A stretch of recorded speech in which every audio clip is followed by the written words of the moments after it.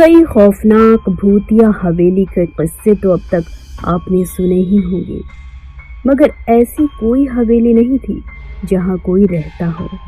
इसलिए दास्तान कितनी सच है और कितनी झूठ, ये शक हमेशा बना रहता था। मगर आज जिस हवेली की कहानी हम आपको बताने जा रहे हैं, वहां एक परिवार रहता है और साथ में रहती है रमिया, जिसे मरे 200 साल का वक्त गुजर चुका है।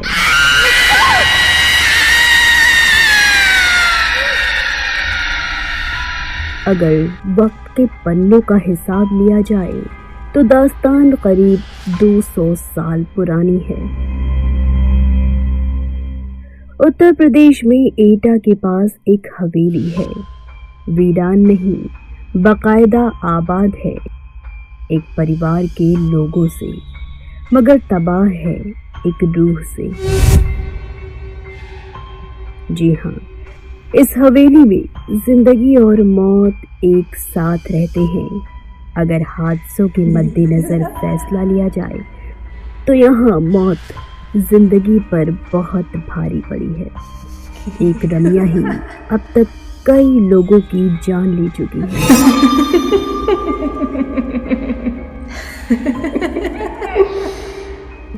वो रमिया एक तवायफ थी जिसका कभी जलवा हुआ करता था, मगर दो भाइयों ने उस पर अपना दावा ठोक दिया। दरअसल नाच देखने के दौरान ये झगड़ा हुआ था और फिर इस झगड़े में जो हुआ उसकी निशानी थी एक मौत।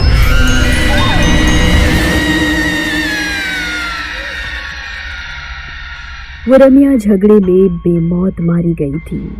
ये किस्सा है 200 साल पहले का, लेकिन आज भी रमिया उसी हवेली में दिखती है। नाच गाने घुंघरुओं की आवाज के साथ हवेली में लोग रहते हैं, मगर खौफ के बीच कई असमय मौतें हो चुकी हैं। कहानी की शुरुआत होती है उस दिन सूरज आखिरी सलाम पेश कर रहा था। शाम घेराई थी कि तभी एटा के चमकरी गांव की इस हवेली से अचानक एक चीख गूंजती है।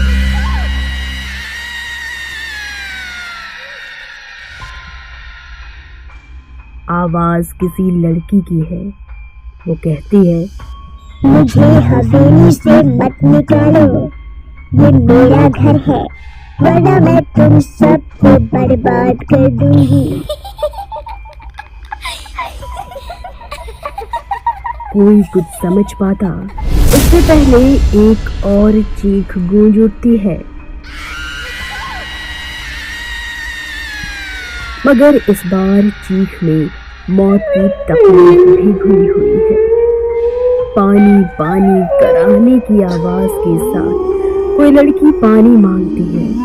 ये वाकया कहीं और होता तो शायद कोई न कोई तो मदद के लिए आ भी जाता, मगर इस गांव में हर कोई डर से सहम सा जाता है, क्योंकि पिछले कई दशकों से ऐसी चीखें इस हवेली से निकलती रही हैं और लोग कांपते हुए सुबह का इंतजार करते रहे हैं।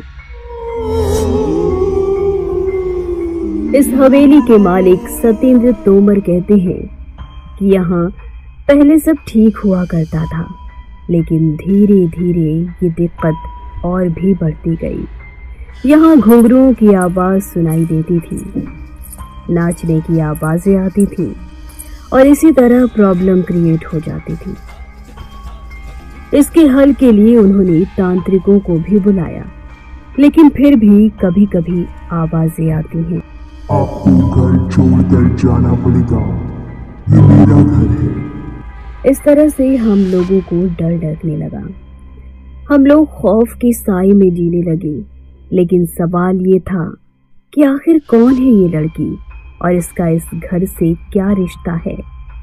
क्यों दिन ढलते ही इस हवेली के पास से होकर गुजरने वाले रास्तों पर कब्रिस्तान सा सन्नाटा पसर जाता है और एक अजनबी अनमनी सी लड़की इस हवेली में भटकती दिखाई देती है। कभी झरोखे से झांकती तो कभी हवेली की छत से टकटकी लगाए दूर किसी मुसाफिर का इंतजार करती। जिसने उसे गौर से देखा है वो बताते हैं कि उसकी नजरें बर्छी की तरह कलेजे को चीरती सी लगती हैं, मगर कभी इन्हीं नजरों के लोग दीवाने हुआ करते थे। वो जहां खड़ी होती थी उसी के आसपास खड़े होकर लोग उसका दीदार करना चाहते थे। जिस घर में वो रहती थी उसकी खिड़की पर लोगों की नजरें टकटकी लगाए रहती थी। लोग इंतजार किया करते थे कि कब खिड़की खुले और उसका दीदार हो। ऐसा जलवा था रमिया का। इस हवेली के आसपास रहने वाले बुजुर्ग बताते हैं कि इस हवेली में से एक खूबसूरत सी लड़की निकलती थी, जिसे वो जब पकड़ने की कोशिश करती तो वो बिल्ली बन जाया करती थी। आज इस कोठी में जिंदगी और मौत दोनों का बसेरा है। दूसरी हवेलियों की तरह ये खाली नहीं है। यहाँ गुजरे दौर की तवायफ रमिया की रूह भी रहती है और इस कोठी के मालिक भी रहते हैं, मगर मौत के साए में लगातार सांस लेती इन जिंदगियों पर क्या गुजरती है ये बताने के लिए काफी है कई लोगों की मौत होना। क्योंकि इस हवेली ने अब तक कई अपनों को खो दिया है। हद तो ये है कि इस हवेली के बच्चे भी शैतानी करने या फिर चहकने से पहले बहुत ही सोच में पड़ जाते हैं। इस हवेली में आज जितनी भी जिंदगियां बाकी बची हैं उनके चेहरों पर जिंदगी का कोई नामो निशान नजर नहीं आता। एक खूबसूरत मगर खौफनाक चेहरा उन्हें लगातार नजर आता है। एक डग घूरता हुआ, शायद ये पूछता हुआ कि इतने लोगों की मौत के बाद भी क्या हिम्मत बाकी है यहाँ रहने की। मगर रमिया आखिर क्यों इंतकाम की आग में झुलस रही है? आखिर क्यों उसे मासूम बच्चों पर भी तरस नहीं आता? आखिर क्या हुआ था उसके साथ? रमिया बाई, उसकी पायल जब छनकती थी तो लोग दीवाने से हो जाया करते थे। हर हवेली का मालिक ये सपना पाला करता था कि एक दिन ये घुंघरू उनके लिए, सिर्फ उनके लिए ही खनकेंगे। बात करीब 200 साल पुरानी है, जब रमिया इस हवेली में मुजरा किया करती थी। रमिया के दीवानों की फहरिस्त में उसी इलाके के 2 सगे भाइयों का नाम भी शुमार हुआ करता था, जो तकरीबन हर शाम उसी के पास गुजारा करते थे। मगर रमिया उस बला का नाम था जिसकी खूबसूरती और हुनर के आगे क्या रिश्ते और क्या नाते पल भर में बिखर जाया करते थे। और यही हुआ उन दोनों भाइयों के साथ भी। रमिया को लेकर दोनों इस कदर जज्बाती हुए कि एक दूसरे की ही जान के दुश्मन बन गए। और जब रमिया ने बेकाबू हालात काबू में करने की कोशिश की तो गुस्से से लहराता एक खंजर रमिया के ही शरीर में उतर गया। दरअसल ये कहा जाता है कि दोनों भाइयों की लड़ाई में रमिया बीच बचाव करने आ गई थी और उसकी दीवानगी ही उसका कसूर बना। वो चाहती थी कि दोनों में खून खराबा ना हो, लेकिन हुआ इससे ठीक उलट। खून तो हुआ, लेकिन उन 2 भाइयों का नहीं बल्कि रमिया का, जिसका कोई कसूर ही नहीं था।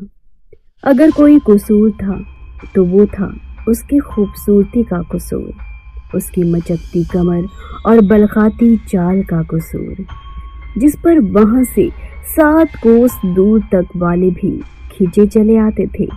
लेकिन आज उसी खूबसूरती पर 2 भाई ऐसे टूटे कि आपस में ही भिड़ गए और खंजर रमिया के सीने में घुस गया। वो खंजर बहुत गहरा जख्म छोड़ गया था। जिंदगी की सांसें उसकी टूटी हुई पायल के घुंघरुओं की तरह बिखरती जा रही थी। मौत दस्तक दे चुकी थी। और फिर रम्या के साथ ही नाच गाना, मस्ती ठिठोली, सब कुछ उसकी मौत के साथ ही खत्म हो गया था। और ये मौत इस हवेली पर बहुत भारी पड़ी। वक्त बीतता गया मगर उसकी यादें कभी धुंधली नहीं पड़ती भी कैसे, क्योंकि रम्या ने तो इस हवेली को छोड़ा ही नहीं था। वो आज भी लोगों को नजर आती है मगर गाती गुनगुनाती नहीं, बदहवास घूमती हुई, याद करती हुई उन सुनहरे दिनों की जब एक महफिल उठती नहीं थी कि दूसरी सजने को बेताब लोग वहां पहुंच जाया करते थे। फर्क सिर्फ इतना है कि 200 साल पहले इस जोड़ी से निकला हर कदम मस्ती से झूमता हुआ निकलता था।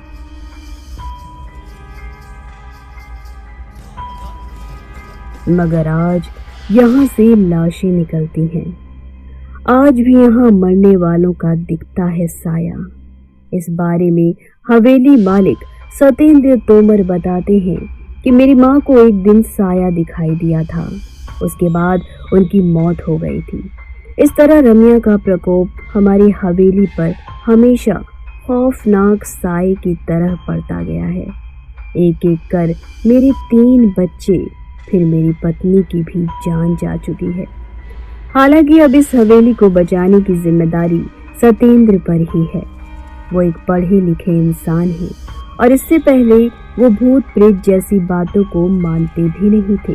मगर आज जब वो अपने परिवार पर नजर दौड़ाते हैं तो हर रिश्ता अधूरा सा नजर आता है। वो जिंदा तो हैं मगर पत्नी नहीं रही, कोई बच्चा जिंदा नहीं, माँ मर चुकी है, भाभी है मगर भाई जान गंवा चुका है।